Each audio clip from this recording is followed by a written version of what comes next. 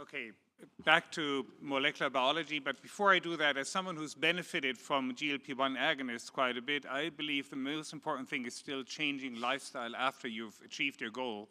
And I'm worried about the healthcare disparities, because it's so expensive to get access to these drugs and it's so expensive to eat good food. Cheap food is not healthy food, and that is something we need to talk about too. Changing the game, changing the topic, targeting RAS. And that is really something which is new, and I'm very excited about this topic here.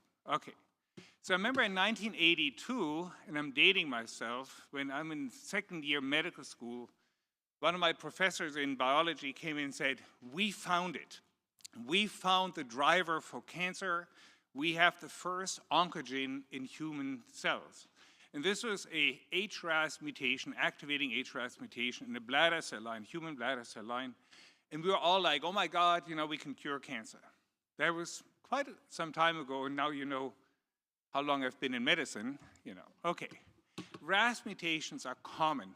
And RAS mutations occur in 3 different types of RAS. It's KRAS, NRAS, and HRAS. Different tumors, different tumor entities have a different distribution of which RAS is really the most commonly mutated. And then individually within these tumors, it depends on which codon, which exon, which codon is mutated. So it's not this one factor that is really driving all different cancers. There's HRAS, for instance, more common in bladder cancer. There's KRAS really dominating pancreatic adenocarcinoma. And then the subclass, for instance, KRAS G12C, which we know we can target with approved agents, is way more commonly found in lung cancers here than, for instance, in pancreas cancer and colorectal cancer. So we don't only need to look at KRAS mutation, NRAS mutation, but also at the subspecifications, at least for drug development. Okay. What does KRAS, what does RAS do? RAS is part of the MAP kinase pathway, which is a very important primordial pathway that activates certain nuclear factors here, talking activated by receptor tyrosine kinases, and through a cascade of activating factors, that's a GDP, GTP phosphorylation step, we activate RAS, RAF, MEK, and ERK, or MAP kinase here. And this then gets translocated into the nucleus and activates gene transcription. Hotspot mutations across the different RASs are G12, G13 in exon 2, Q61, and in exon 4, A146, and these are not all equally distributed. Most commonly in most tumors, at least the common tumors, lung cancer, pancreas cancer, colorectal cancer, are the exon 2 mutations. Okay. So we know that KRAS G12C is a targetable protein. And we take advantage of the fact, and this is very important, I'll come back to that later, that RAS kind of cycles between on and off. Whether it's on, GTP bound, you activate the signal transduction activity. When it's off, it's GDP bound. It is actually, it's not active. And the KRAS G12C inhibitors right now, and this is very important, they form a covalent bond to the cysteine in the G12C. The C stands for cysteine. And that is interesting because cysteine has an SH active group that can be bound to. All the other RASs don't have that. So it's a unique mechanism to really attack the cysteine on KRAS G12C to look at this covalent bond. And actually, interestingly, KRAS G12C inhibitors bind in the inactive, in the off state. And that is, and I'll show you a slide later, because KRAS G12C is more commonly in off than in on. Other factors, other KRAS mutations are commonly more in on than in off. So this is very specific, and it's very limited inhibition of wild type. Okay, and we know it works in lung cancer. I mean, this paradigm for drug development for KRAS G12C, single agent adagrasib, sotorasib works quite well in a later line setting. You see here response rate, duration of response, overall survival, all in favor, and clearly really allowing us to use these drugs in lung cancer. Now, lung cancer seems to be very KRAS G12C driven tumor with not a lot of, they emerge over time, but at least these resistance mechanisms that come to fruition over time are delayed. In other cancers, actually, like in colorectal cancer, which happens to be, as you heard from Dr. Lenz, the most important tumor, that we're dealing with, it doesn't work as well. First of all, KRAS G12C is only present in about 3 to 4% of all metastatic colorectal cancer. And then we know that single agent activity, for instance, sotorasib here or adagrasib, we do see some responses, but not the 40 to 45% like in lung cancer, but less than 10% here. So we've learned that combining combining KRAS G12C inhibitors with an EGF receptor antibody that kind of binds to the kind of receptor tyrosine kinase that activates the MAP kinase pathway is actually beneficial. And it's very reminiscent of what the drug development strategy we had when we developed BRAF inhibitors in colorectal cancer. The Beacon regimen used encorafenib, a BRAF inhibitor, plus cetuximab or panitumumab to really be more active, whereas in other BRAF-driven tumors like melanoma, like even other cancers like lung cancer, you do not need an EGF receptor antibody. So it might depend on, even if you have the same mutation, it might depend on the tumor entity, the tumor context, whether you use it as single agent or in combination. So combination sotorasib plus panitumumab has better outcome, and you can see it here, the Crystal-1 data, adagrasib versus adagrasib plus cetuximab. You see higher response rate, longer durability of response. So again, bottom line is, even if the target is the same, it might depend on the tumor type, whether you use it as single agent, or whether you have to use it in combination.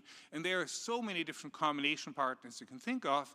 Again, in colorectal cancer, common tumor, according to Dr. Lenz, the most important tumor, you need a combination at least with an EGF receptor antibody.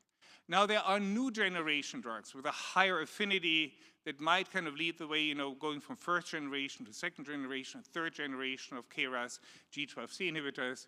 Divarasib here is an agent that has a lot more affinity to KRAS G12C. And you can see here the responses as single agent are impressive. And now we're waiting combination data and moving this into earlier lines of therapy. But again, affecting only 3 to 4% of patients.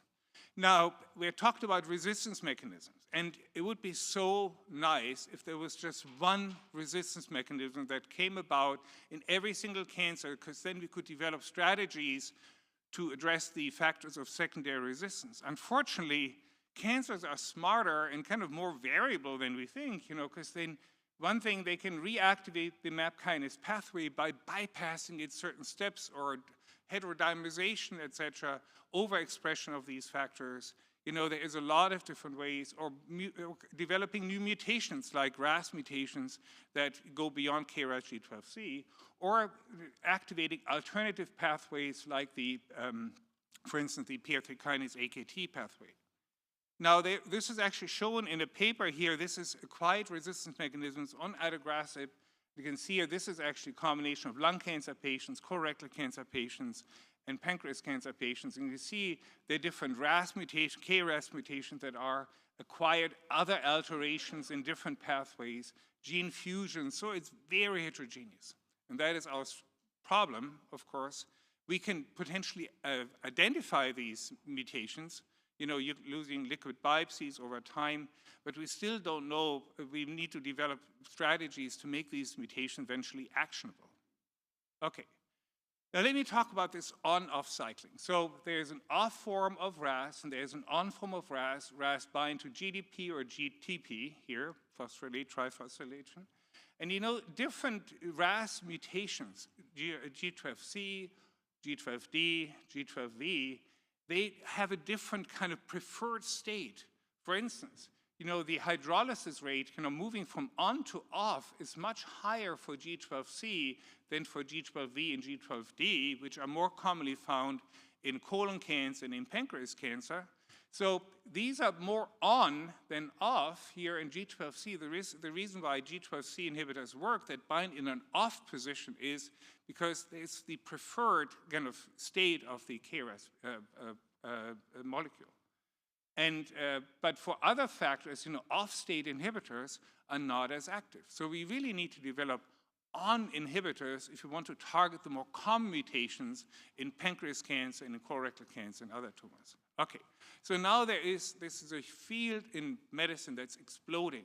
I was at AACR last year, and there were, aisles and aisles of posters of various different companies presenting their preclinical data and early clinical data of RAS inhibitors. That's a very interesting field, and we are going to see this in clinical practice, in clinical trials, because the data I'll show you at the end of this talk will hopefully convince you that these things are not just fantasy, they're really, really active. And considering the prevalence of RAS mutations in cancer in general, they will be transformative how we treat our patients. Okay.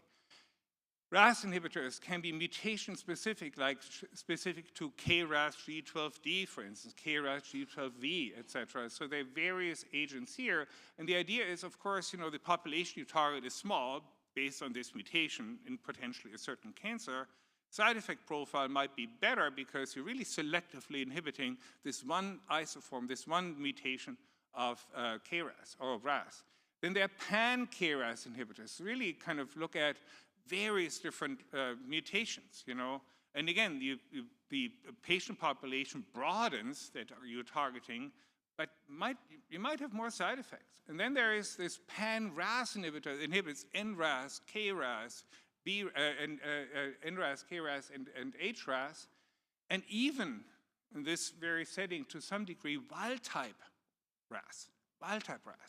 And I was worried when I saw, how can you inhibit all RAS? Are we kind of body disintegrating? Our cells are going to fall apart? Because RAS signal is important to maintain healthy cells. Okay. What I want to show you is that pancreas cancer is probably the most RAS-addicted cancer that we have, common cancer, has been now developed as a model to screen for efficacy and activity of these RAS inhibitors. It's reminiscent of, renal cell carcinoma was developed as a kind of screening tool for VEGF inhibitors. We tested all in renal cell cancer, sorafenib, sunitinib, afitinib, and so this is similar. We are developing pancreas cancer as a model for these novel RAS inhibitors. Because most cancers 90% of cancers have RAS mutations. Mostly KRAS G12, whatever it is, D, V, whatever. And you can see D and V are the more common one, R. So those are the ones that are not covered by the KRAS G12C inhibitors. 40% is KRAS G12D. And pancreas cancer is, of course, a cancer with an unmet need, and it's very dear to me because I personally, some of you know, carry a cancer gene in my, germline that predisposes me for pancreas cancer. Most of my family members have actually died of pancreas cancer that were positive. Okay, let me show you two different ways, novel ways to target RAS. And we're not talking about covalent binding KRAS G12C, which is unique because of the cysteine. We need to develop different ways. And you heard that RAS was undruggable for a long time, and we needed to come up with really smart ways to use some understanding of molecular biology, cell biology, to really make it work. So the first compound that I want to talk about is a protein degrader. Very new data here. So what happens here, this is the molecule, ASP3082. It binds to KRAS G12D and recruits another protein inside the cell, the E3 ligand. What does E3 ligand do? It ubiquitinates proteins. And ubiquitinated proteins are scheduled for degrading. It's kind of they're putting it into a trash can, into a wood chipper. This is really what it is.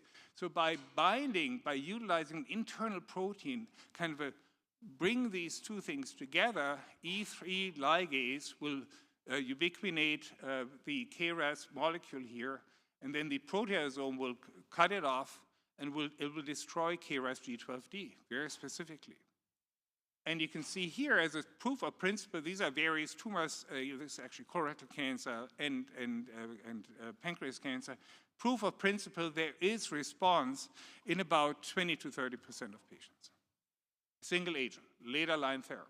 So that is an interesting proof of concept, utilizing a different way to destroy KRAS inside a cell. Some very interesting data come out of an approach to use a steric inhibitor, a chaperone protein. So think about a RAS-on molecule, whatever it is now, whatever mutation you think about, and have a small molecule here lodge into this activation domain here, and then recruit an intracellular protein, cyclophilin A, which is just a chaperone protein inside our cells, every cell, and kind of sterically block the activation of RAS. Kind of shut it down by kind of putting a cover over it. And that is really kind of an interesting way. It's not degrading the protein, but it's really kind of shutting it off by muzzling it. So this is the chaperone protein, conformation stain steric inhibition of oncogenic activity. Very smart and innovative way. Okay, first of all, we have a KRAS on G12D inhibitor. This is just, this molecule is just lodging into KRAS G12D, the activation domain. And you can see here, these are mainly pancreas cancer, 104 pancreas cancer, 40 patients treated at a phase 2 dose because they're ramping up dose. And that is a very nice waterfall plot for a single agent RAS inhibitor, KRAS G12D inhibitor. When you look at the response rate, 30%, disease control rate, 80%. That's smart. Now, you have another agent, this RMC-6236. It has actually a name. I'll show it in a second slide. This is what intrigued me at AACR 2004. I saw these data here, and these were 127 patients, various different doses with this one inhibitor that's a pan-RAS inhibitor that also inhibits, KRAS, NRAS, and HRAS, all different mutations. They focus mainly on KRAS G12X, and this is their registration strategy because that's 85% of all pancreas cancers. But look at this here. In a dose escalation phase, a waterfall plot, which is unheard of in pancreas cancer, and this is progression-free survival, and this is second, third line, second plus line of therapy of more than 8 months. That is pretty remarkable. Now, let me show you data presented really about 2 weeks ago, and I have no idea why this was only kind of a poster presentation. This should have been an oral presentation in my eyes. So this is the new drug, the daraxonrasib, that is this RMC-6236. They developed it in second-line pancreas cancer, second-plus-line pancreas cancer. They had a dose escalation phase, 127 patients, and the target dose of 300 milligram per day, 76 patients. So it's a pretty good readout. A lot of these patients, more than 50%, had more than 2 lines of therapy, 2 or higher lines of therapy. So that really brings it into second, third line setting, for a lot of these patients.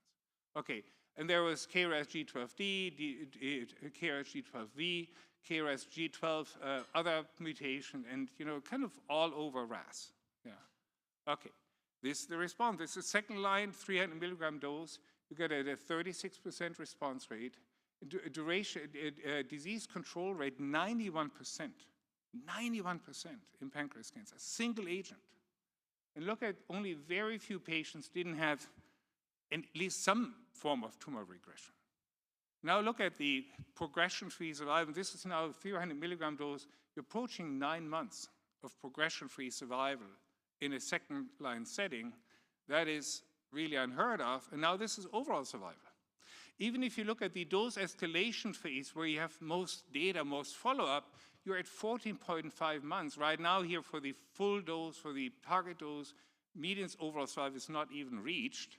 But even if it was only 14.5 months in second line, that would be better than what we have in first line right now. It shows you we're targeting biology in a different way. And that is, I think, a game changer.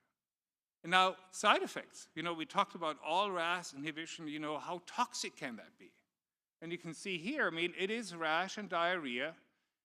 When you look at all grade, it is 90% for rash, 50%, for diarrhea. The grade 4 data are not that high, and we're talking about, looking at a metastatic pancreas cancer with a high unmet need. So this trial is actually, there's a trial ongoing right now. This is in a second-line setting, so patients have been pre-treated with whatever choice you have, and it's a second-line treatment against physician choice, 5FU-based standard of care, which could be FOLFIRINOX, if patients hadn't had FOLFIRINOX, or gemcitabine nab-paclitaxel against this new drug, RMC-6236. The trial is active right now. it will be interesting to see whether this can really set a new standard of care. The initial data, again, they were talking about 127 patients, are pretty interesting. Okay, conclusions. We have a new generation of RAS inhibitors, and it's really going to be a game changer if the data only hold up to some degree, quite what we say, we go beyond KRAS G12C. Because we need to go beyond KRAS G12C, because even in lung cancer, it's not the only KRAS that's driving the show, and pancreas cancer is really leading the way now, and I'm glad to see that pancreas cancer is somehow used to really develop new drugs, because it's been a graveyard for drug development for so long. And as a RAS-driven malignancy, we really have a play field to develop novel RAS inhibitors. And of course, next generation of trials, we need to exploit combination strategies, targeted agents, antibodies, chemotherapy, and immune checkpoint inhibitors. Thank you.